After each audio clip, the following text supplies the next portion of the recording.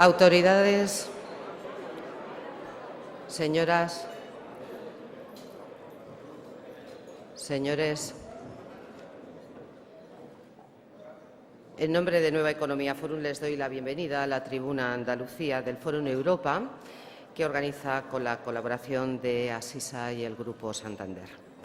Hoy tenemos la satisfacción de acoger la intervención de don José Bernal, alcalde de Marbella, quien será presentado por el vicepresidente y consejero de la Presidencia y Administración Local de la Junta de Andalucía, don Manuel Jiménez Barrios.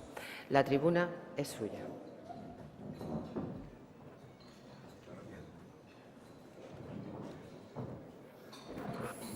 Bueno, muy buenos días y de verdad que es un placer estar en Málaga.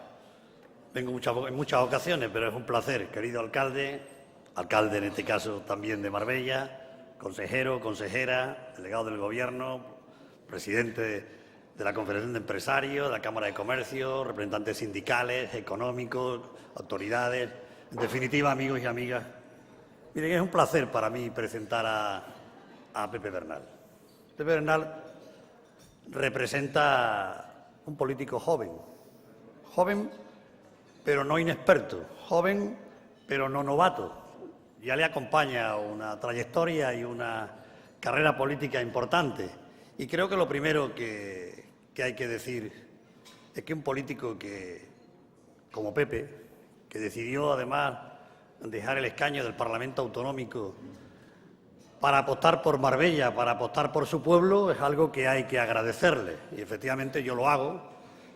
Y lo hago porque creo que en los tiempos que corren también hay que poner de manifiesto el valor de la política y la importancia que tienen los hombres y mujeres que dan ese paso al frente en un momento complicado, donde la política no es precisamente una de las actividades más apreciadas, pero donde es absolutamente imprescindible y, por tanto, las personas que deciden dar ese paso, y Pepe lo ha hecho, es para agradecerlo, y yo quiero hacerlo hoy aquí y aprovechar siempre cualquier tribuna para poner de manifiesto la importancia de la política. Nunca se ha hablado tanto de política y nunca se ha denostado tanto a los políticos. Pero miren, también es una semana difícil, una semana complicada, muy complicada. Después de haber oído al Gobierno anunciar nuevas medidas de ajuste para la Junta de Andalucía, como comprenderán, después de haber cumplido no sin esfuerzo, en los últimos años, haber cumplido como la que más, y si no hubiera aplicado el Gobierno también lo de la hepatitis, probablemente tampoco podría decir que el Gobierno de la Junta no había cumplido este año con el compromiso de estabilidad presupuestaria. Es difícil, digo que es difícil porque, y este es un foro adecuado para hacerlo, muy difícil. Andalucía, ni los ciudadanos, ni los andaluces, ni las andaluzas están en situación de volver a soportar ajustes de estas dimensiones. Ajustes que, como ustedes saben, afectan a los servicios esenciales, a los básicos, y los ciudadanos no están ya precisamente para soportar un nuevo ajuste, sobre todo sin explicar claramente a la ciudadanía el porqué de este nuevo apriete, el porqué de este nuevo sacrificio a los hombres y mujeres de nuestra tierra que han cumplido lealmente con el esfuerzo que al país se le suponía que había que hacer ante la Unión Europea, y lo hemos hecho con creces. Por tanto, esto también es un buen ejemplo para una persona como el alcalde de Marbella, que en una situación difícil, muy difícil, ha abierto fronteras en estos tiempos donde el diálogo, el acuerdo y el consenso son absolutamente imprescindibles. Para lo dicho con anterioridad, por supuesto, que sin ninguna duda el acuerdo y el consenso. Pero Marbella, que saben ustedes que mejor que yo, pues son de la tierra y lo conocen mucho mejor que yo, pero es una marca muy importante para Andalucía y para España. Desde el punto de vista turístico, lo que significa Marbella es muy importante, y la recuperación de su posición, que nunca debió haber perdido, ha supuesto un gran esfuerzo, y en ese esfuerzo han contribuido muchas personas, mucha gente, muchos que han arrimado, muchos ciudadanos sobre todo, pero también sus instituciones. Y ahora, con Pepe Bernal al frente, miren, yo lo conozco del Parlamento, y cuando lo subía a la tribuna, cuando le tocaba, por el acuerdo de la dirección, que subir a la tribuna, siempre me llamaba la atención la frescura con la que subía a esa tribuna. Subía siempre como una persona con ideas. Estaba dispuesto a aportar siempre lo mejor de él en beneficio de lo que defendía y lo defendía con ardor, igual que hace ahora al frente de la alcaldía, defender con mucho ardor a su ciudad. No les confieso nada extraño si les digo que llama una semana sí y otra también a los responsables del Gobierno de las distintas consejerías. Aquí hay dos miembros del Gobierno conmigo que pueden dar fe de que a veces hay que decirle, mira, Pepe, Andalucía no es solo Marbella. Yo sé que tú por la mañana me llamaste y a mediodía me has vuelto a llamar, que qué ha ocurrido con lo que me has contado. Y, hombre, espera, esto es un poco más amplio, ¿no? ¿Verdad? Pero esa es su manera de ser. Es su manera de entender también. Un ejemplo, miren que ese pacto de gobierno que le llevó a la alcaldía suscitó, pues es verdad, controversia, incertidumbre, inseguridades, y creo que hoy, francamente, lo mejor que podemos decir en el día de hoy, donde se presenta con este auditorio tan privilegiado, es decir que la estabilidad, la sensatez y la madurez han presidido su gestión de gobierno. Y es muy importante decirlo, porque en los tiempos que corren también, el que una persona haya sido capaz de acordar, de consensuar y que 4 fuerzas políticas conformen un gobierno en Marbella, nada más y nada menos que en Marbella, que tiene los ojos puestos de tantos y tantas, pues es verdad que la sensatez con la que se ha conducido ese gobierno ha despejado todas las incertidumbres. Ya hoy no se habla ni de inseguridades, ni de decisiones que no se entiendan, sino poner en pie, he leído los datos precisamente de su situación financiera y más allá de donde venía, podrán comprobar que se ha trabajado con mucho sentido común, con mucho sentido del rigor, con mucho sentido de entender que los ciudadanos no pueden ni deben estar dispuestos más tiempo a que no se les cuente la verdad. Y la verdad es la que ha ido contando el alcalde de Marbella. Para mí es un placer tener a una persona de sus características. Y es verdad que además abandonó su zona de confort como un enamorado de la historia, como profesor de instituto, donde decía su padre que en su casa no se hablaba de política, sino que lo primero que había que hacer era trabajar y estudiar y después lo demás. Y lo aprendió. Digo que sí aprendió. Es un enamorado de la historia. Y probablemente esa visión de la historia que le da un equilibrio personal es el que también le hace trasladarlo a la alcaldía. Y sabe que las cosas del momento tienen que tener también su pozo de reflexión y de serenidad para ser abordadas, que las cosas en caliente necesitan templanza. Y la historia le da muchos ejemplos en ese sentido. Por eso, una persona joven como él, les puedo garantizar que es de fiar, que da seguridad, que Marbella está en buenas manos, que Marbella va a seguir contando, y su alcalde, con el apoyo del Gobierno de la Junta de Andalucía, como no podía ser de otra manera. Lo fue antes y lo va a ser ahora y lo será en el futuro y despejará situaciones complejas como lo de su plan general, que ustedes conocen también como yo, y que el Gobierno de la Junta y el propio Ayuntamiento han abierto una vía de diálogo muy importante, que está dando sus frutos para resolver y para dar seguridad también a la inversión. Y miren, también trasladarles que Marbella es objeto en este momento de muchos ojos, pero también de mucha iniciativa que tiene depositada ahí grandes expectativas. El Gobierno conoce muchas de ellas. El Gobierno siempre ha estado presente a través de la delegación del Gobierno y de los diferentes delegados territoriales de la Junta de Andalucía en Málaga, conoce al dedillo de tantas y tantas expectativas que les puedo garantizar que eso es lo que significa, es que creen que hay un Gobierno estable, que hay un Gobierno que tiene sensatez, que hay un Gobierno que es capaz de abordarlo.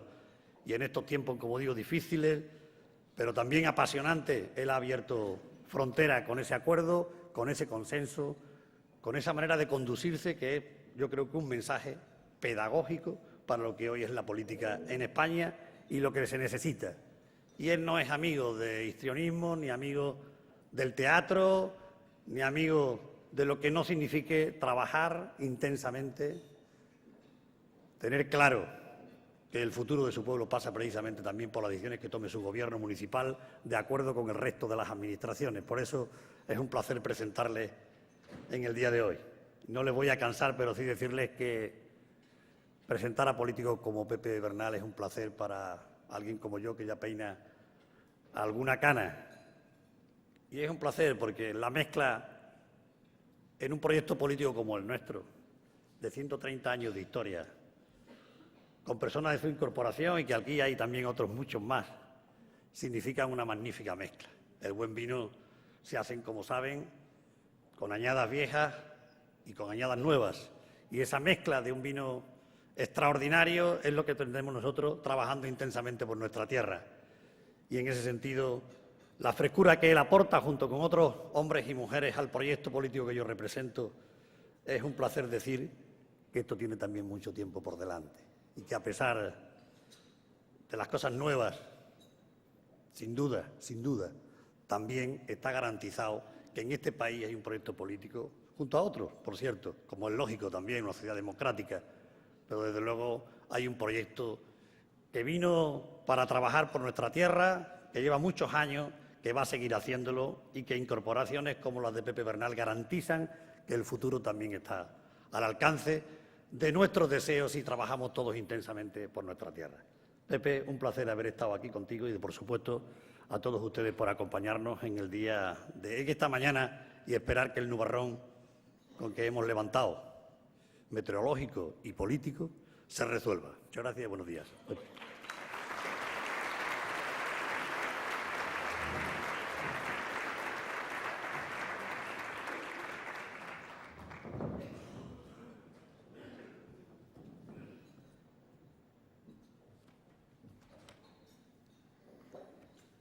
Buenos días a todos y a todas. Las palabras del vicepresidente hace que a veces se ponga más complicado cuando uno tiene que dar una conferencia de estas características, porque te lo pone todavía mucho más difícil cuando te presentan de esta forma. Me siento abrumado por esas palabras, igual que me siento abrumado por la presencia de todos los que estáis hoy aquí. Representación del Gobierno de Andalucía, consejeros, delegados, alcaldes de diferentes puntos de la provincia, concejales, representación sindical, presidente del Consejo Consultivo y, por supuesto, algo que también para mí es muy importante, el ver la presencia de personas, de gente de Marbella y de Málaga del mundo social, que al fin y al cabo es quien vertebra el día a día de nuestras ciudades. Buenos días a todos y a todas. Reiterar el agradecimiento de vuestra presencia aquí y, por supuesto, a Nuevo Economía Forum por su invitación. Además, es muy importante para mí, como alcalde y para la ciudad de Marbella, contar con vuestro apoyo y con vuestra complicidad. El propósito de este encuentro es hablar de Marbella y de San Pedro, hablar de la ciudad mirando hacia adelante con la seguridad de que el pasado no nos va a volver a alcanzar porque no nos lo podemos permitir. Me invitaron a esta conferencia y le tuve que buscar hasta el título. Yo le he puesto Marbella la definición de un modelo propio y a lo largo de la charla veréis por qué titulamos esa definición del modelo que tenemos que adoptar. Me tenéis que permitir que nos vayamos atrás en el tiempo. Yo prometo no hablaros de historia, vicepresidente, no lo voy a hacer, ni tampoco, y es algo que me comprometo también, no voy a recurrir al manido análisis de la funesta época de la corrupción en mi pueblo. Nos vamos a trasladar a Marbella de los años 50, que comienza a abandonar la agricultura y la minería para tornarse hacia una nueva industria, el turismo, aquello del Spain is different. Y la Marbella era diferente dentro de aquella España diferente. No era ese destino predilecto de la sueca, donde Torremolinos nos ganaba por goleada, aunque también teníamos nuestras suecas y nuestros suecos. Marbella era más un destino selectivo. No en vano culpan a esa selección turística de que el tren se quedara en Fuengirola y no llegara a Marbella. Un destino de vanguardia y vanguardias que rompía con el establishment de la dictadura, donde Jean Cocteau podía pasear por las playas de nuestra ciudad cogido de la mano de su pareja, que también era un hombre. Sin embargo, aquella exclusividad inicial no impidió que se construyera una ciudad de aluvión que ha pasado de los 12.000 habitantes en 1960 a los 140.000 habitantes actuales. Un rápido crecimiento de difícil asunción para cualquier población. Esto hizo que la ciudad se definiera a sí misma, al albur de la demanda económica, sin estrategia alguna. Nunca se definió el modelo de ciudad. Marbella era y es una ciudad turística porque vivía y vive del turismo, pero no porque se hubiera planificado una ciudad hacia el turismo. Y aquí quiero yo romper una lanza y además voy a mirar a la mesa que representa a los empresarios de Marbella Decía que quiero romper una lanza porque como ciudad tenemos mucho que agradecer a aquellos inversores y promotores desde los años 60 que apostaron por promociones y construcciones distinguidas, selectivas y respetuosas con el entorno, que hacen que la concepción urbana y turística de Marbella esté muy alejada de otros destinos conocidos en el Mediterráneo, pero para bien. Ha sido una suerte que ha definido nuestra historia y nunca ha estado suficientemente reconocido. Es más, a veces muchos de estos promotores han sido demonizados. Volvemos al discurso inicial. Hace 50 años no teníamos un modelo de ciudad y cuando el Gobierno que presido comenzamos a gestionar el día a día, nos encontramos que seguimos sin tener un modelo de ciudad. No pudimos permitir que el futuro de los marbelleros y los sanpedreños lo marcaran los programas políticos o los vaivenes económicos. Y en el caso de nuestra ciudad, ni tan siquiera los antojos de algún multimillonario con proyectos faraónicos. El modelo de ciudad establece la imagen de Marbella. El modelo marca la sostenibilidad del desarrollo urbanístico, plantea los nichos económicos de apuesta de futuro y elabora las proyecciones para saber las necesidades de la ciudad que a veces van más allá de las meras infraestructuras. Quizás alguien nos podría decir que este modelo por definir, esta estrategia por establecer, bien podría ser sustituido por el Plan General, que al fin y al cabo define el modelo urbanístico de una ciudad. Pero en el caso de Marbella ni tan siquiera eso, porque el Plan General del 2010 no diseñaba el futuro, sino que intentaba mal corregir el pasado. El fin que nos hemos marcado dentro de nuestro Gobierno es definir el modelo de ciudad. Marbella tiene un solo Gobierno que lo componen 3 partidos: Partido Socialista, Opción Sanpedreña e Izquierda Unida. Como bien decía el vicepresidente, el éxito de estos 8 meses y del resto de la legislatura, que no le quepa en duda alguna, es poner en valor lo que nos une y no atender a las cuestiones que nos pudieran separar. Eso significa asumir una gran carga de responsabilidad. Para definir el modelo de la ciudad debemos mantener las mismas premisas, poner en valor lo que nos une a todos los sectores de la sociedad y orillar todo aquello que nos separe de un fin común. Dicha pretensión la sintetizamos en 3 acciones, que pueden ser además, que deben ser coetáneas en el tiempo. 1. Corregir las deficiencias diagnosticadas, que no solo son de aspectos de infraestructura, sino también ética. 2. Planificar las acciones que definan el modelo de ciudad. Y, por último, por supuesto, construir el futuro.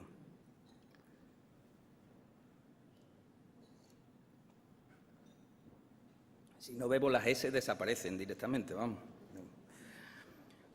Para poner en práctica la definición del modelo de ciudad necesitamos un vehículo, y ese es el Plan Estratégico Marbella-San Pedro 2022. Ordenamos y publicamos una serie de documentación que había emanado de la ciudadanía y que entendíamos que era adecuada por su origen, aunque viniera del Gobierno anterior. La garantía de que un plan estratégico funcione y, por ende, de que acertemos en el modelo de ciudad es elaborarlo atendiendo a los sectores económicos y sociales del municipio y no a las oportunidades y decisiones políticas del Gobierno del momento. La definición de la Málaga de hoy, estimado Paco, es una realidad gracias a un plan estratégico que arranca en la época de Pedro Aparicio, que en paz descanse, y donde las acciones de los gobiernos posteriores, aun con tintes políticos diferentes, se fueron adaptando. Sin aquel impulso de un alcalde europeo, como era Pedro, Málaga no hubiera experimentado el cambio del que hoy presume. Y ese es el camino que hemos de adoptar también en Marbella. Hemos dado pasos importantes en la consecución de las líneas que marca el plan estratégico, aunque buena parte de dicho plan aún esté en la fase de diagnóstico. ¿Y cómo se va a implementar ese plan estratégico? Pues adaptando las acciones del municipio a las líneas estratégicas del propio plan, las que se van a llevar a cabo en el futuro y las que surjan por la necesidad de tener que corregir el pasado. Y mira por dónde vamos a aplicar inmediatamente las líneas del plan estratégico a la elaboración del nuevo plan general. El revés de la anulación del plan general por el Tribunal Supremo lo vamos a convertir en una extraordinaria oportunidad.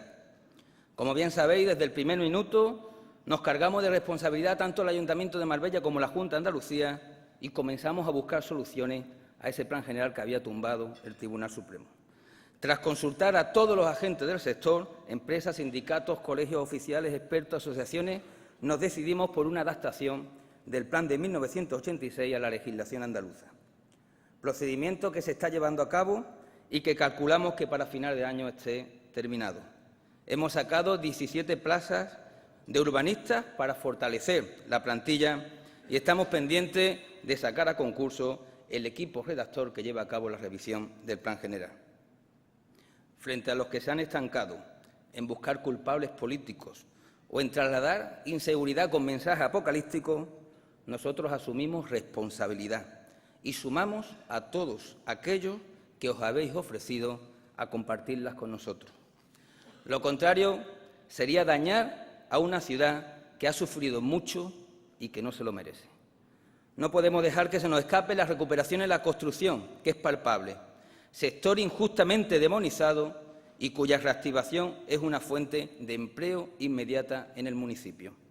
Por ello, en urbanismo debemos hacer las cosas muy bien. De ahí que diga que la revisión del plan general es una oportunidad. Frente al plan de 2010, que pretendía corregir los errores del pasado, debemos elaborar un documento que marque las líneas estratégicas de futuro. El plan general debe nacer teniendo claro cuál es nuestro modelo de ciudad. El turismo es nuestro sector de identidad.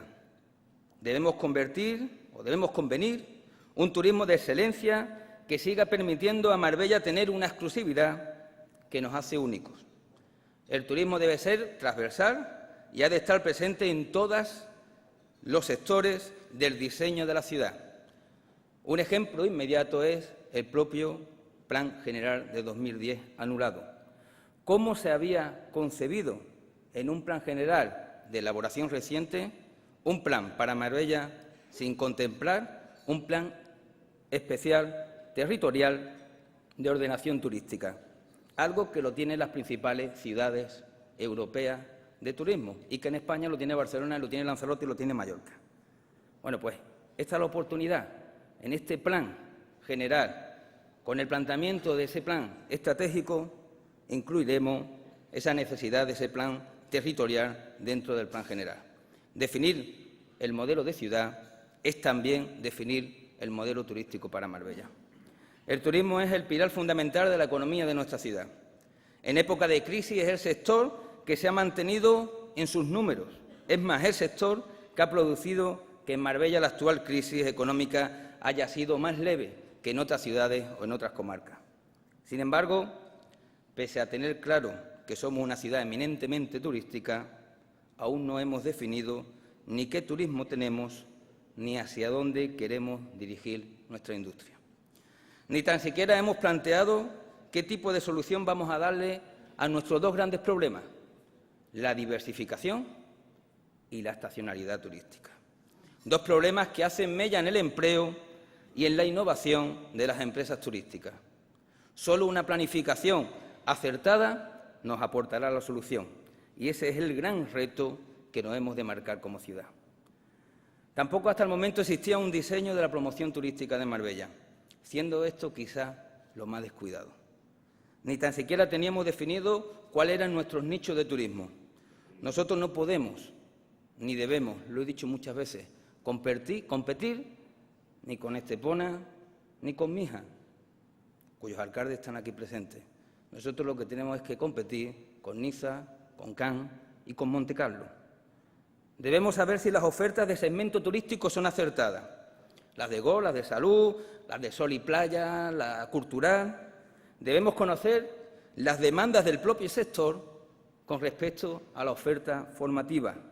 Debemos conocer los destinos que compiten para llevarse nuestros turistas objetivos. Debemos saber si son adecuadas las ferias a las que vamos y nuestra proyección dentro de estas ferias.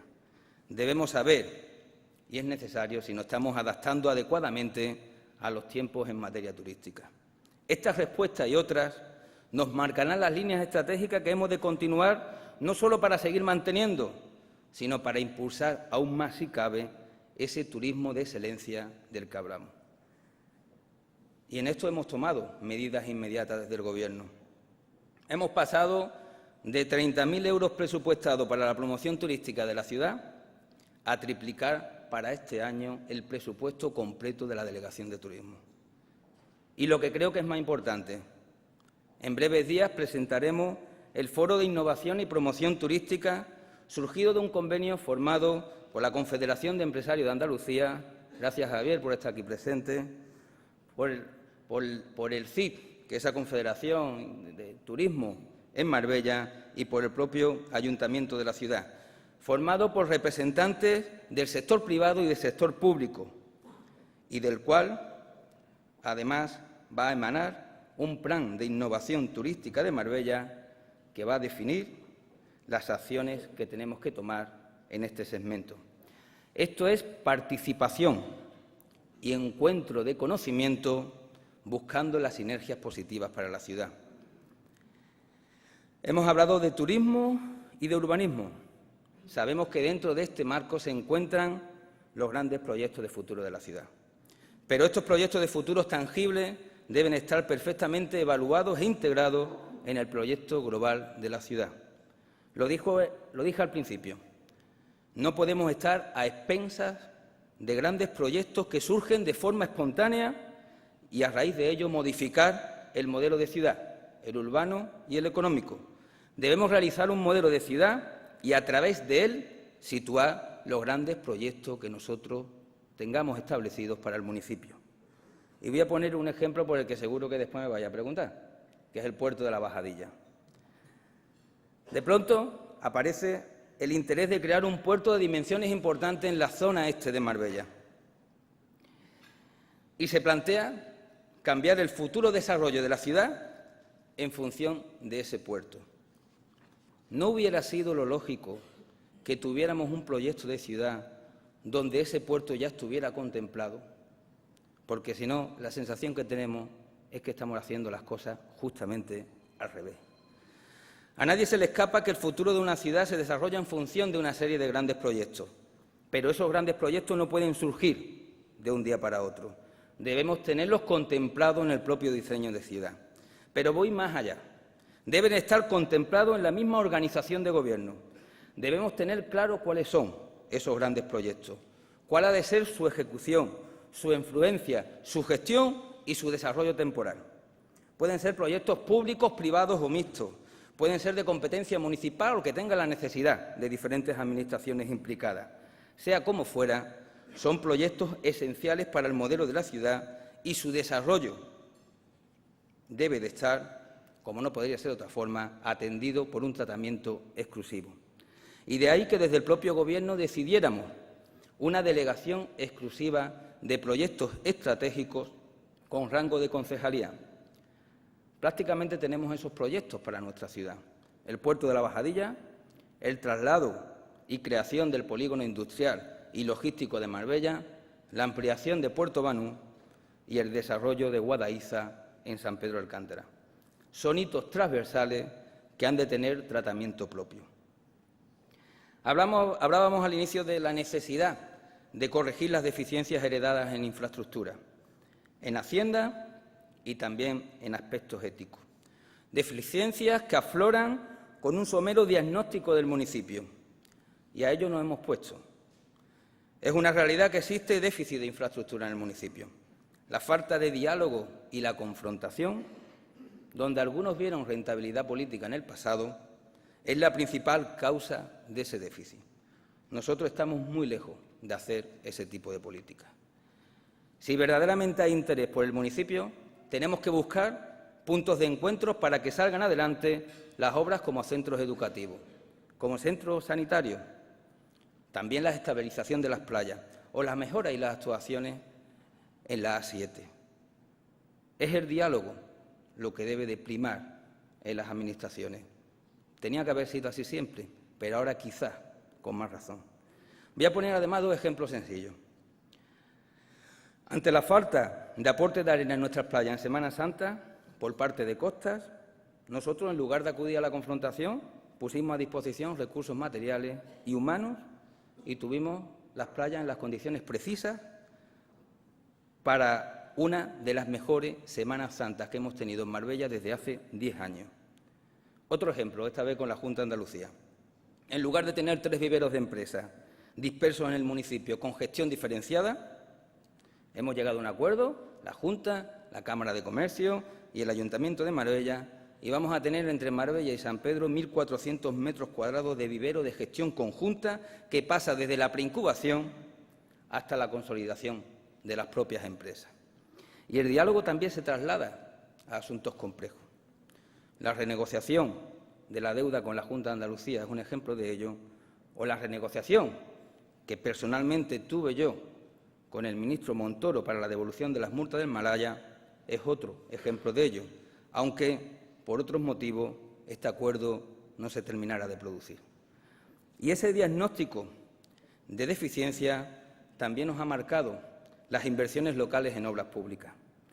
Estamos en este momento ejecutando en el término municipal de Marbella casi 12 millones de euros en obras.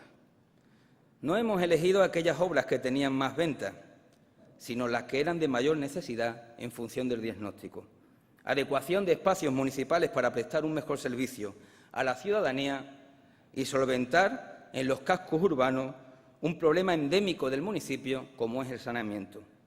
Estamos cambiando el saneamiento en todo el barrio alto de Marbella, calle Lobate y aledaños, calle Aduar y aledaños, también en Huerta Chica, en Arroyo Primero, en la avenida Naveu, en la avenida Félix Rodríguez de la Fuente, en la avenida Puente de Málaga, en la calle La Gasca de San Pedro, entre otros puntos del municipio. Los presupuestos de este año contemplan más acciones encaminadas a solventar las deficiencias de infraestructura del municipio que hemos podido detectar. Entre ellas, las compras de maquinaria para poco a poco reemplazar el parque obsoleto de delegaciones fundamentales para una ciudad turística, como es limpieza, como es parques y jardines o como es seguridad ciudadana. Antes de entrar a hablar en dinero, voy a pegarle un buchito a la copa y nos adecuamos. Otra de las deficiencias sobre la que ya estamos actuando es la de carácter hacendístico. La deuda, por supuesto. Lo más grueso de ella lo arrastramos desde los años de la corrupción. Cuando nuestro Gobierno llega a la alcaldía teníamos una deuda de 335 millones de euros, entre deuda pública y deuda privada. A veces la ingeniería financiera también es para lo bueno. Desde la Delegación de Hacienda, mi compañero Manolo Osorio hace un replanteamiento del pago de la deuda. En primer lugar, llegar a un acuerdo con la Junta de Andalucía para aplazar durante 10 años más el pago del préstamo reintegrable al 0% de interés e inmediatamente comenzar a liquidar la deuda privada con las entidades que teníamos el interés más alto. Eso nos ha permitido inicialmente para este año un ahorro de 1,5 millones, pero antes de que termine este año tendremos, acortando los plazos, un ahorro de 8 millones de euros en intereses para el municipio. Pero vamos más allá. Una gestión eficiente y rigurosa en el gasto, así como este nuevo replanteamiento del pago, nos va a permitir que para mediados de este año 2016, tan solo dentro de un par de meses, tengamos totalmente liquidada la deuda privada del Ayuntamiento de Marbella, incluyendo el plan de ajuste al que accedió el equipo de gobierno anterior. Ni más ni menos, en tan solo un año hemos afrontado 65 millones de euros en deuda. Solo nos quedaría la deuda pública, que no olvidemos, lo he de volver a recordar, corresponde como consecuencia de los casos de corrupción de la época Gil. Otra de las deficiencias a corregir son las de carácter democrático. La transparencia y la participación democrática, permitidme que diga esto, estaban a los mismos niveles de la época Gil cuando llegamos a la alcaldía. El Pleno lo regía un reglamento donde, a apetencia de la mayoría, un grupo político podría no llevar una sola moción a Pleno en todo un mandato. Y os puedo decir que eso yo lo he sufrido en primera persona.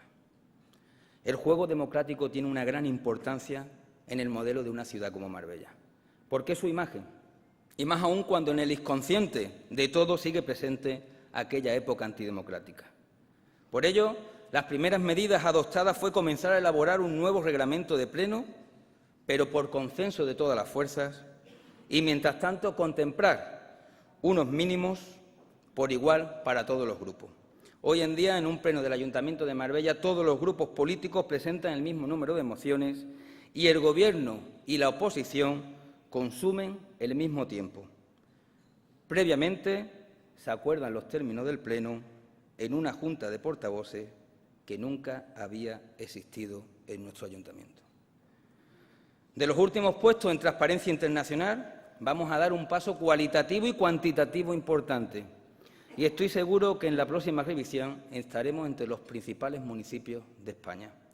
La ciudadanía tiene que conocer la gestión del ayuntamiento, y más ahora. No podemos permitirnos en este momento ningún tipo de duda en esta materia. Hoy en día, entrar en la página web del Ayuntamiento de Marbella es conocer las interioridades del ayuntamiento. Y debe ser así. Hemos publicado en la página web todos los contratos públicos, también los menores, absolutamente todos. Nunca antes se había hecho. Hemos publicado los ingresos que recibe la ciudad por urbanismo, tampoco se había hecho. Publicamos todas las peticiones de información por parte de los grupos políticos que conforman la corporación y hemos dado respuesta a todas las solicitudes, algo que antes tampoco ocurría.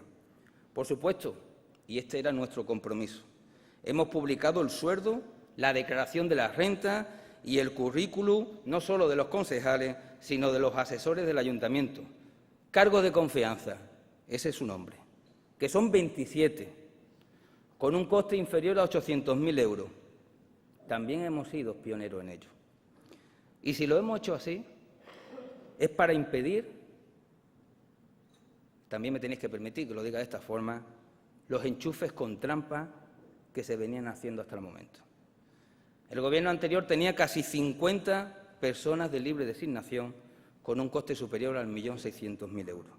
Entre otros, con contratos de alta dirección y gerencia sin proceso selectivo, en fraude de ley, que tras ser despedidos, ahora los juzgados de lo social dicen que debemos admitirlos como trabajadores indefinidos del ayuntamiento.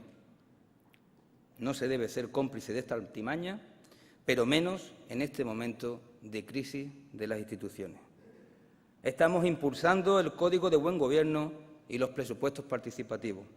También es novedoso en Marbella. Y dentro de unos meses vamos a comenzar un proceso de consulta entre los vecinos para conocer cuáles han de ser los próximos proyectos de obras públicas en Marbella y San Pedro. Y nos vale como experiencia piloto para la elaboración de los presupuestos del año 2017, que serán los primeros con participación ciudadana de nuestra historia. La transparencia y la participación van de la mano. Y la participación es aproximar la Administración a los ciudadanos.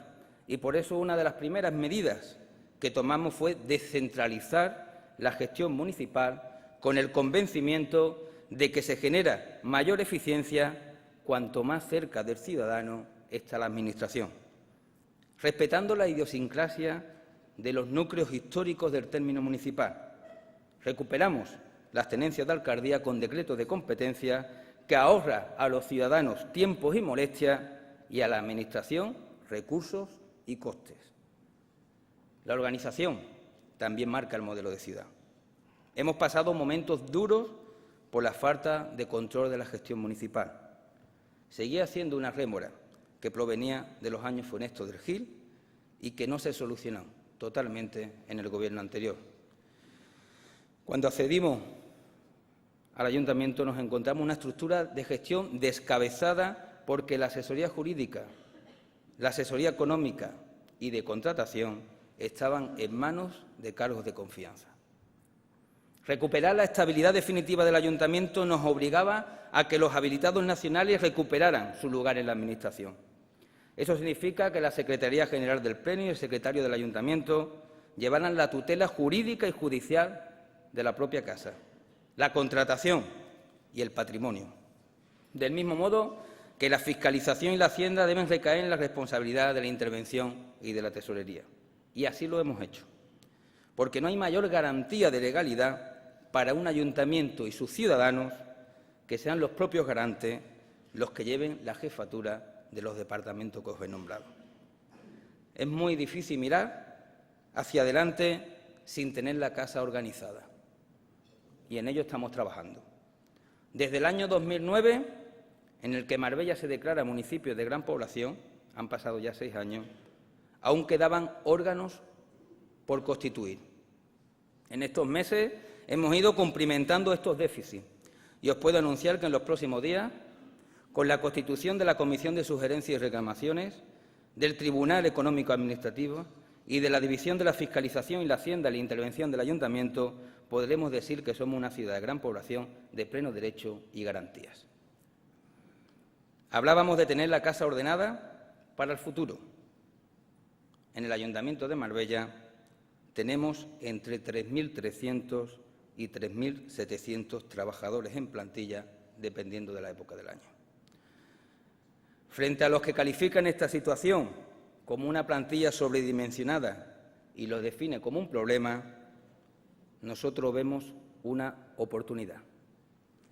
Marbella y San Pedro tienen una plantilla desorganizada y descualificada que no permite que rentabilice los servicios públicos al nivel que tendría que hacerse por su número.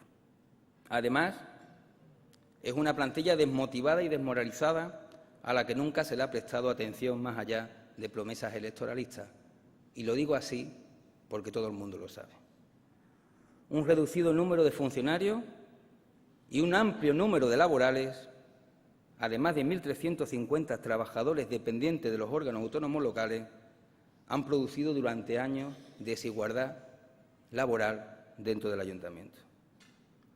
El ayuntamiento tiene necesidad de funcionariado porque no se sacan plazas, no se han sacado en los últimos años plazas a concurso público. Tenemos también desde el ayuntamiento necesidad de puestos intermedios porque no ha habido promoción interna en los últimos años. Y, por supuesto, existe desigualdad entre los propios trabajadores que redunda en la confrontación entre ellos mismos y que crea un ambiente perjudicial, ya no solo para el ayuntamiento y los propios trabajadores, sino también para trasladar unos servicios adecuados hacia la ciudadanía. Y teníamos que corregirlo. Hemos comenzado el proceso de disolución de los órganos autónomos locales y la integración de todos sus trabajadores, 1.350, en el propio Ayuntamiento de Marbella. Somos un gobierno social y no vamos a permitir que trabajadores haciendo el mismo trabajo y compartiendo el mismo puesto tengan sueldo y cobertura social diferente. Con un coste de 8 millones de euros vamos a conseguir la igualdad laboral en el Ayuntamiento de Marbella.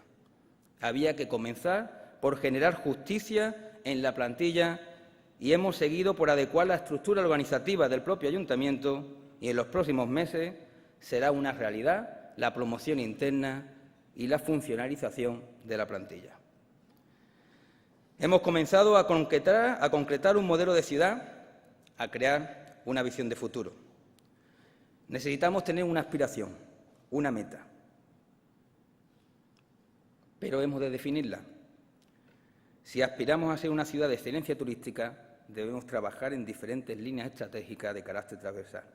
Una ciudad saludable y sostenible, donde poner en valor nuestra ecología, nuestro medio natural. En todas las nuevas obras que afectan al tránsito, en estos momentos se implementa nuestro plan de bicicleta. Actualmente, en el término municipal de Marbella solo hay 3 kilómetros de carril bici. Nosotros contemplamos en el plan de la bicicleta y en la obra que ya estamos llevando a cabo 55 kilómetros de carril bici. Este Gobierno ha cerrado el vertedero municipal ilegal que llevaba años que debía estar clausurado. Elaboramos un plan de playas respetuoso con el medio ambiente. Contemplamos las zonas verdes. Hemos llegado a acuerdos con municipios como el de Ojén, que también está aquí su alcalde, para poner en valor la Sierra de las Nieves, también como valor de Marbella. Eso es aprovechar la sinergia. Es un modelo que mira más al norte de Europa. Es un modo de vida excepcional y es un atractivo fundamental para el turismo. Y lo necesitamos para romper la imagen equivocada de una ciudad atosigada por el urbanismo, porque es mentira. Marbella es la sexta ciudad de Andalucía con más zonas verdes por habitante, con 6 metros cuadrados por residente de media. Y eso hay que mostrarlo y además hay que aprovecharlo.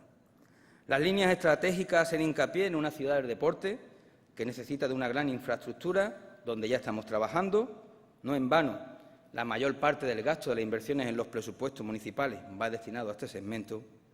Una ciudad intercultural y educadora que debe de apostar por la universidad, definiendo un segmento que no compita con Málaga capital, una ciudad inteligente e innovadora, conectada y que posibilite el emprendimiento con la innovación, con polos de investigación y con startups, una ciudad cosmopolita y abierta al mundo, y de ello también nos tenemos que aprovechar.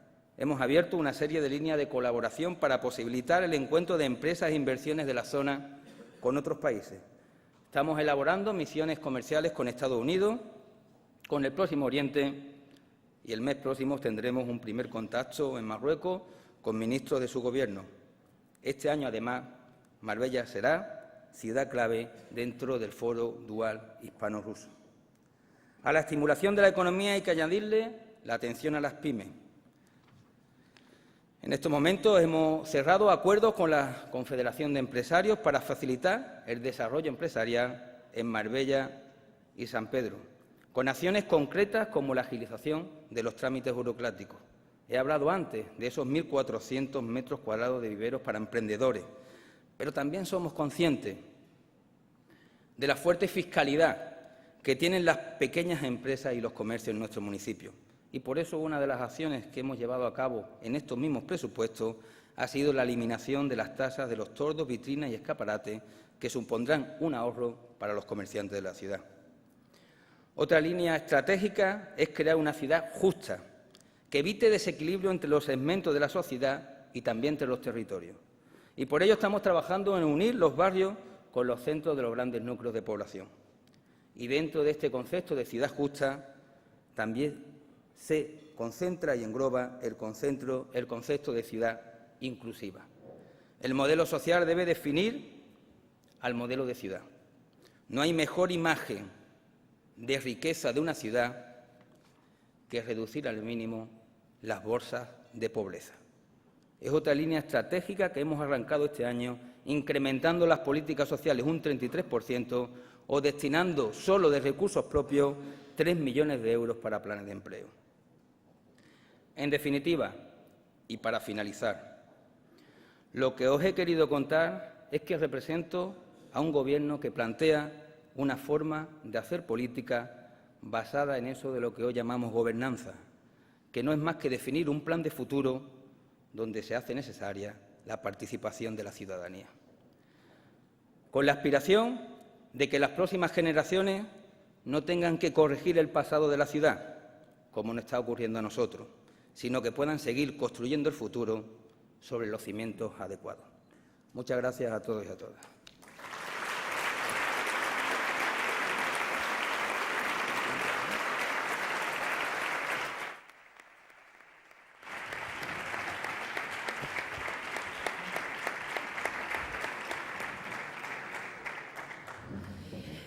Alcalde, gracias por su intervención. Sí. No, el agua. Vamos a ver, muchísimas gracias por su intervención. Yo quiero comenzar con una pregunta que siempre me hago cuando estoy ante una persona que se presenta para adquirir una serie de responsabilidades, en este caso de carácter municipal, en un lugar nada fácil, bastante complicado, sabiendo realmente lo que hay, aunque luego se descubra, como siempre pasa, ¿no? Muchas más cosas, ¿qué es lo que le mueve a uno? Es decir, intentar gobernar en Marbella, trabajar por Marbella, no es fácil. ¿Por qué se presenta uno para estar en un sitio que es muy complicado? Bueno, esto funciona, ¿no? Se escucha bien, ¿verdad? No, esto es como todo. Es un compromiso que tú adquieres contigo mismo. Pero bueno, yo lo he hecho en el caso de Marbella y yo creo que todos los que se dedican a la política lo hacen en su ámbito. No podemos por unos pocos demonizar el todo. Y a veces nos hacemos unas preguntas que es como aquel anuncio del Atlético de Madrid, cuando le preguntaba al niño al padre que por qué era del Atlético de Madrid. Bueno, pues esto al fin y al cabo sale de dentro. Tú tienes un compromiso contigo mismo y tienes un compromiso contigo mismo también con tu entorno. Yo te voy a confesar que desde pequeño yo quería ser alcalde de Marbella. Era mi pueblo, donde yo he nacido, donde son mis padres, era el entorno que conocía, poco más allá había ido. Era lo que estudiaba, porque soy historiador y mi tesis doctoral de Marbella y todo lo estudia de Marbella.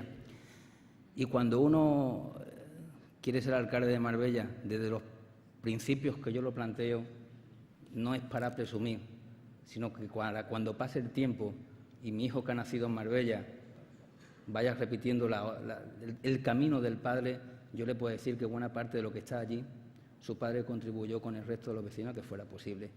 Y ese mirar hacia adelante te saca fuerza para algunos días que no entran ganas de quedarnos en la cama y no levantarnos, te lo puedo asegurar.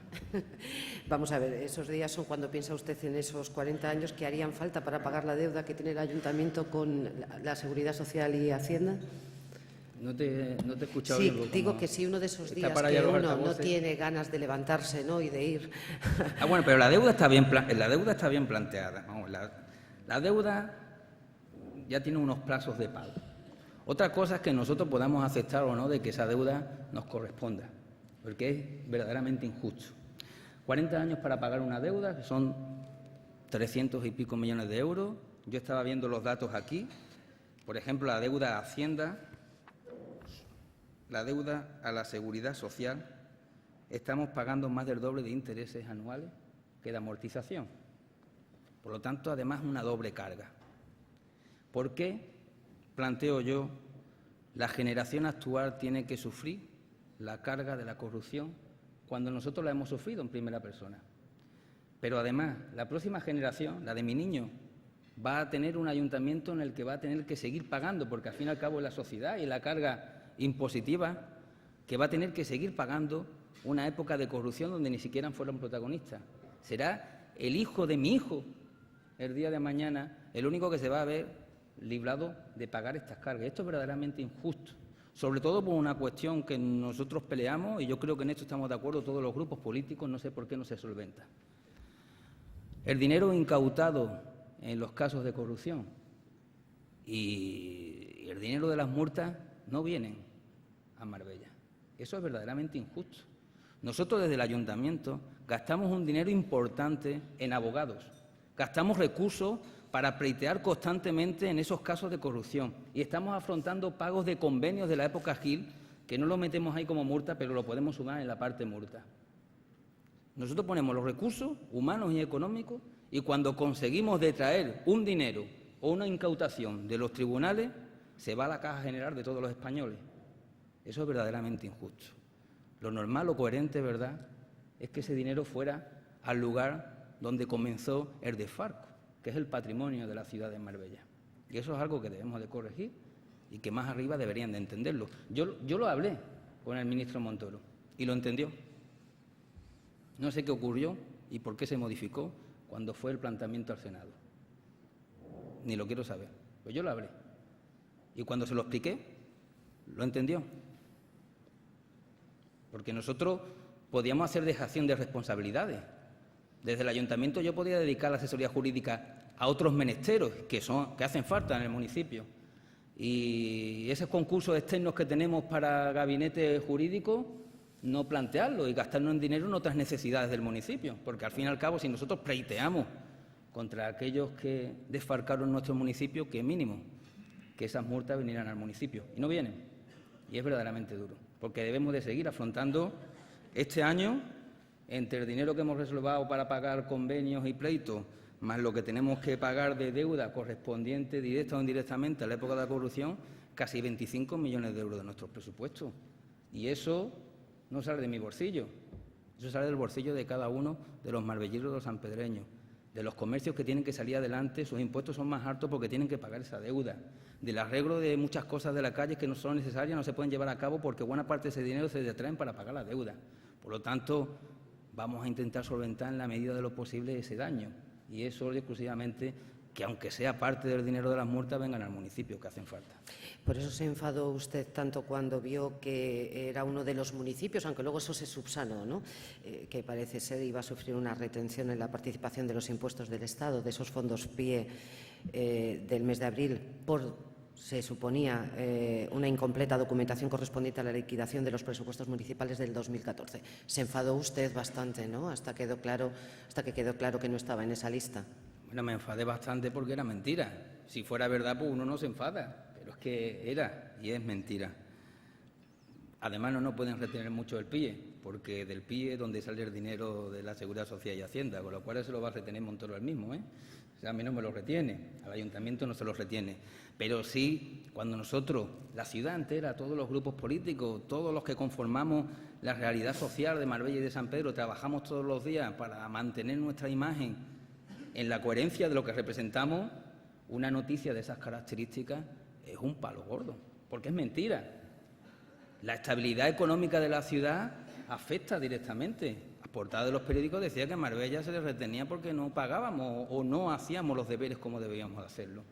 Y eso nuevamente es una mancha sobre el nombre de una ciudad que ya ha sufrido mucho y que está haciendo los deberes, ¿eh? Y que se hizo también anteriormente los deberes en materia económica. El César lo que es del César. Pero, hombre, por favor, esto es lo que yo a algunos y algunas, que por ahí arriba mueven hilo, lo que vamos a decirles es que si no quiere apoyarnos, apoye.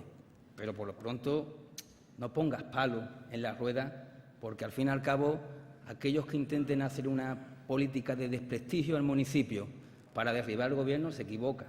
Yo les voy a aconsejar lo que yo he aprendido en la oposición, hacer muchas propuestas y fiscalizar al Gobierno, que es lo que entiende la ciudadanía a la hora de llegar a las urnas. Aprovechando un poco que está el vicepresidente y consejero de la Presidencia, que también lo dicen los compañeros y lo preguntan los compañeros del Diario Sur, dice si el Ayuntamiento de Marbella va a pedir a la Junta la modificación de la LOA para dar seguridad jurídica a las viviendas ilegales, es decir, esas 18.000 viviendas, si no me equivoco, que están en estos momentos en situación irregular. ¿Va a pedir esa modificación de la Ley de Ordenación Urbanística de Andalucía o no? Yo me va a dejar que yo responda antes del vicepresidente. Es la única vez que lo vamos a No, hacer. le decía yo si se lo va a pedir, vale, si se lo va a solicitar, no que el vicepresidente no luego va a ya... responder.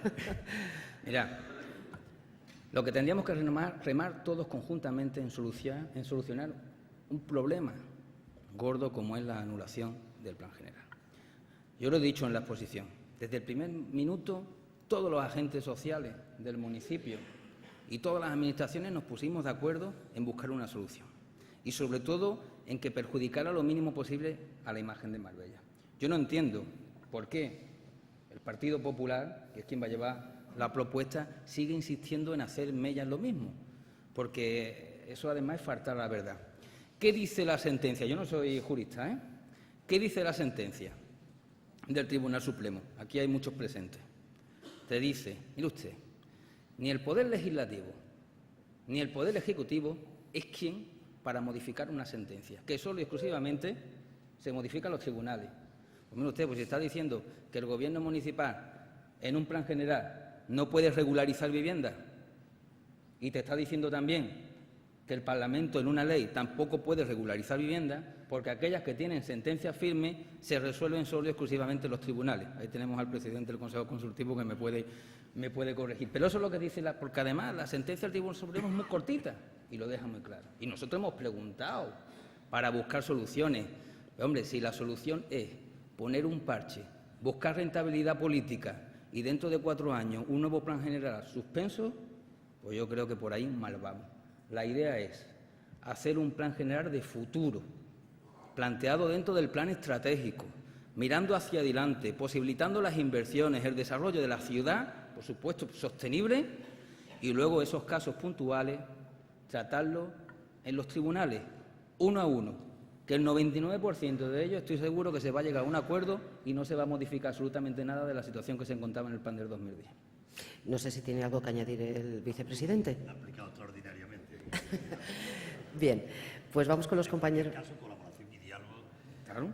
Y además yo creo que el esfuerzo de todo el mundo para resolver esta situación El alcalde tiene trazado una magnífica hoja de ruta, aunque a mí no me toca hoy ser aquí protagonista de nada, porque el protagonista es el alcalde, pero les garantizo que tiene un equipo técnico que ha colaborado estrechamente con el equipo técnico de la Consejería y tiene marcado un magnífico rumbo. Los compañeros de la Opinión de Málaga le quieren preguntar si el anuncio del nuevo PGO alienta nuevas y grandes inversiones, que alienta, parece ser, nuevas y grandes inversiones, si es señalan que es una gran noticia para Marbella, pero lo que preguntan exactamente es si han previsto medidas de control para que no se repitan tropelías del pasado y si quedará enterrada definitivamente la herencia del gilismo. Bueno, como suele decir mi amigo y compañero Miguel Díaz, que no está hoy aquí porque está en Madrid trabajando para traernos cosas para Marbella, pues se trataba no solamente de enterrar el gilismo, sino el posgilismo también. La anulación del Plan General del 2010, una de las cosas positivas que ha traído, porque no todo ha sido negativo, es que debajo había un Plan General de 1986 que es mucho más permisivo en algunos ámbitos. Y ello ha producido que las inversiones continuaran. En Marbella no había un frenazo, ni mucho menos. Cualquiera se puede dar una vuelta por las notarías y verá que hay una media de en torno a 16, 20, creo recordar que nos dijeron protocolos de compraventa diarios en la ciudad. Se está moviendo, la compraventa se está moviendo también, el interés de inversiones, y todo eso es porque esto es la oferta y la demanda. Cuando desaparece un plan general y hay otro debajo, que es el plan del 86, un plan que es del 86, que todavía te permite, no es que se vaya a llevar a cabo, pero para que nos hagamos una idea, la construcción de 21.000 viviendas. Fíjate, que tenemos un plan que no es del 86, que es hasta el 2010, cuando está funcionando. Por lo tanto, se adapta esa demanda y lo que en el 2010 no te permitía se ajustaban al 86. ¿Cuál es nuestra pretensión? Tropelías ninguna. Lo que sí tiene que quedar claro es que la gran parte del próximo Plan General ya está elaborado en el propio Plan General 2010. La adaptación del 86 a la LOUA es adaptar lo máximo posible al Plan del 2010 y ese Plan del 2010 adaptarlo al Plan de futuro, donde vamos a tener cabida para muchas cosas que no se contemplaba en el plan anulado. Es decir, que nosotros vamos a hacer un plan con luz, taquígrafo y solo y exclusivamente preocupado en el desarrollo de la ciudad. Y para eso, como yo he expuesto, es fundamental el plan estratégico, porque todo lo que se ha planteado en el plan estratégico lo tenemos que meter en el plan general y que no nazca, pues yo que sé, a los antojos de las modificaciones de determinados viajes que antes se hacían a cuál era el grupo redactor del momento, ¿no? Eso lo tenemos que alejar porque no es bueno y además va justamente en contra de la línea de transparencia y participación que nosotros estamos planteando. El Partido Popular ha forzado la celebración de un pleno para reactivar el urbanismo. Ha sido una proposición firmada por al menos el 25% de los ediles. Hay unos plazos. No sé si usted se muestra proclive a ese pleno o no. Bueno, el Partido Popular ha pedido un pleno extraordinario. Aquí nadie fuerza nada. En la democracia, fíjate tú que hasta la nota que mandaron pone eso de fuerza. Eso se fuerza. Esos son los conceptos de la política. En democracia, con 7 firmas tú puedes, en la ciudad de Marbella, constituir un pleno extraordinario, con lo cual no se fuerza, se solicita. Hasta en los términos sabemos qué tipo de política hace cada uno.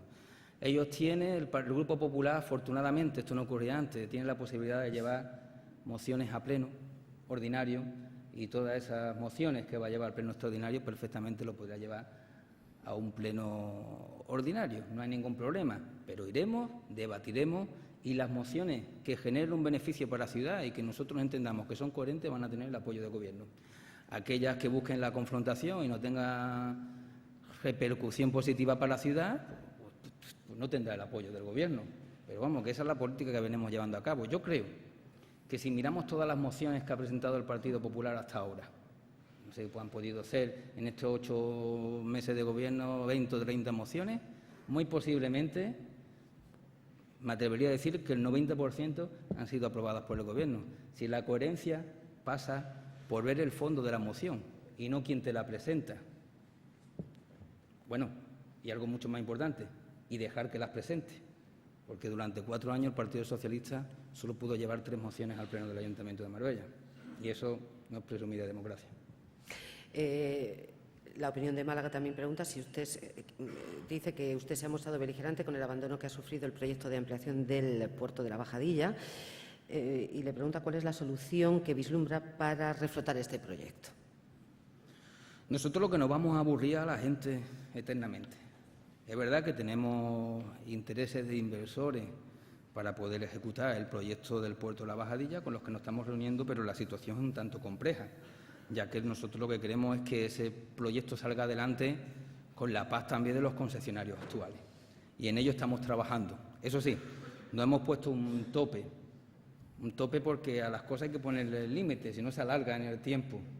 Y si en este año 2016 no conseguimos que el interés de alguno de estos inversores se haga realidad en el puerto de la Bajadilla, nosotros le vamos a pedir a la Junta de Andalucía que retire la concesión.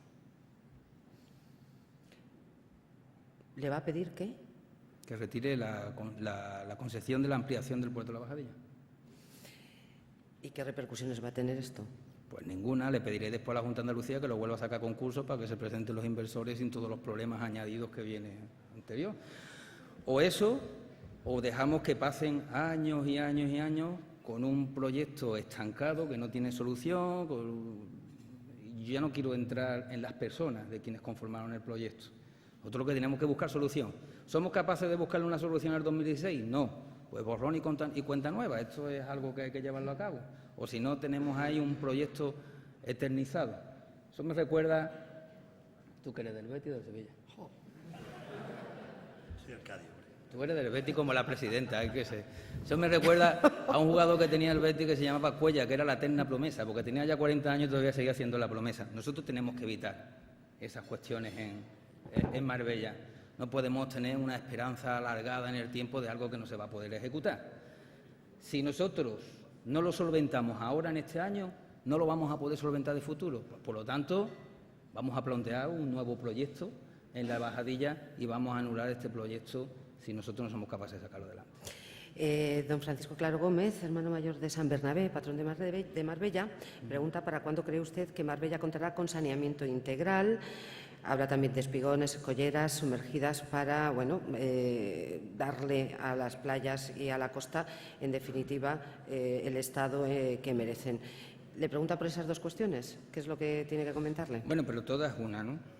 Eso, desde el Ayuntamiento, lo único que nos planteamos es diálogo con las administraciones, prioridad de ejecuciones de obras.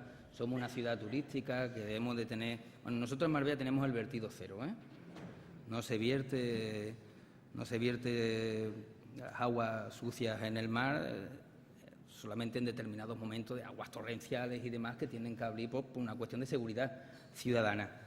Pero sí es cierto que el impacto visual en las playas de ese saneamiento hay que corregirlo y también otras obras de infraestructuras hidráulicas, los espigones para la estabilización de las playas, pero todo eso son obras de envergadura que además corresponden a otras administraciones. ¿Nosotros qué tenemos aquí que hacer? Pues nosotros tenemos que hacer de pegamento, vamos a poner de acuerdo a las administraciones para que se beneficie la ciudad y todos aquellos que nos visitan. El diálogo que antes hablaba el vicepresidente y el diálogo que nosotros mantenemos y el encuentro con las diferentes instituciones. Y yo estoy seguro de que si todos remamos conjuntamente vamos a sacar obras importantes hacia adelante, teniendo en cuenta de que estamos en un momento económicamente difícil. Yo cuando he escuchado la pregunta que le han hecho al vicepresidente de 600 millones de recortes más a Andalucía, uno ya no sabe si vamos a tener que guardar los bollitos estos que nos han puesto aquí para llevárnoslos para cada uno de los ayuntamientos. O sea, que me vengo a referir, porque a veces estas cosas hay que tornarlas con una leve sonrisa, es que las administraciones están pasando por un momento complicado y también lo tenemos que tener en cuenta. Por eso, hasta en el propio diálogo hay que establecer los plazos en función de lo que puedan desarrollar cada una de las administraciones. Don Juan Manuel Nieblas, del Colegio de Fisioterapeutas de Andalucía, pregunta si tiene Marbella un plan para capitanear el negocio del turismo sanitario. Asegura que se tienen infraestructuras en Marbella, el mejor clima de Europa y además los mejores sanitarios. ¿Qué falta? Estoy totalmente de acuerdo con él. Pues falta hacer ese plan, ese plan que entra dentro del plan estratégico, una de las líneas del turismo, y dentro de la línea del turismo en el plan estratégico otro es el de turismo de salud. Es ahora mismo donde más se está apostando, donde además se están interesando muchos inversores en recuperar hoteles de la ciudad para enfocarlo en ese ámbito de la salud, y donde yo estoy seguro que nos van a dar las respuestas adecuadas la delegación del Foro de Innovación Turística que dentro de unos días vamos a componer en Marbella, porque nadie nos va a dar las mejores respuestas que aquellos que tienen los problemas y aquellos que son conocedores de la materia. Yo me tenéis que permitir que mi prepotencia llega hasta unos límites. Yo es que no tanto para poder decidir sobre asuntos que desconozco, ¿no? Yo en el ámbito del turismo de lo que mejor sé es ser turista.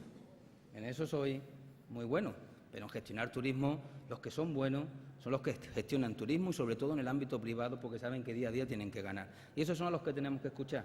Y por eso en ese foro hay un departamento específico de salud, por la importancia que tiene, y estoy seguro que ellos nos van a dar las líneas básicas para ese plan de acometer las ejecuciones necesarias para que, y ya lo es, para que el turismo de salud sea especialmente importante y Marbella es referente en ello.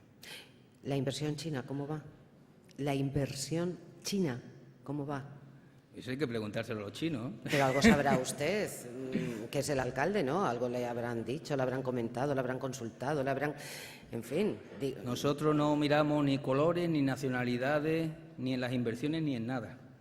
Por lo tanto, a aquellos que estén interesados en invertir en Marbella, abrimos con la máxima transparencia el ayuntamiento para mostrarles cuestiones en las que pudieran invertir perfectamente y para escuchar el interés que tienen para las inversiones de la ciudad.